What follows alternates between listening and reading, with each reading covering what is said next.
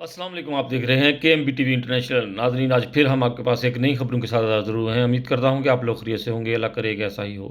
ناظرین، پاکستان میں امن مذاکرات کی میٹنگ جو ہے وہ بہت کامیاب ہوئی، اور دنیا اس بات کو اسرا رہی ہے کہ اس وقت پاکستان نے جو اپنا رول ادا کیا ہے بہت ہی اچھا ہے۔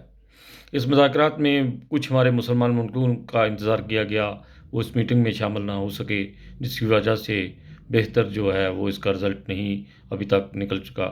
لیکن بات واضح ہو چکی ہے کہ دنیا میں کہ پاکستان امن چاہتا ہے، دنیا میں کسی قسم کی جنگ فساد نہیں چاہتا۔ ہمارا مسایہ ملک جو اس بات سے بہت جل رہا ہے کہ پاکستان کا اتنا نام کیوں روشن ہو رہا ہے، اس کو یہ بات کا اندازہ نہیں کہ پاکستان کے پیچھے اللہ تعالیٰ کی کتنی جو ہے وہ طاقت ہے۔ وہ بار بار پاکستان کے اوپر حملے کرتا ہے، اندرونی اور بیرونی ہر طاقت جماتا ہے، لیکن اللہ تعالیٰ پاکستان کی ہمیشہ عزت برقرار رکھتا ہے۔ اللہ تعالیٰ ہمارے ملک کو ہمیشہ بلند سے بلند کرتا جائے، اور ایسے جو دشمن ملک ہیں ان کو ان کی ہی آگ میں اللہ تعالیٰ جلاتا رہے۔ اللہ کرے کہ ایسا ہی ہو۔ ناظرین، پاکستان کے لیے بہت زیادہ دعائیں کریں۔ اللہ تعالیٰ ہمارے ملک کو اپنے حفظ و امان میں رکھے، اور ہر طرح کے امن سے جو ہے ہمارے ملک کو ٹھنڈی ہوائیں آئیں۔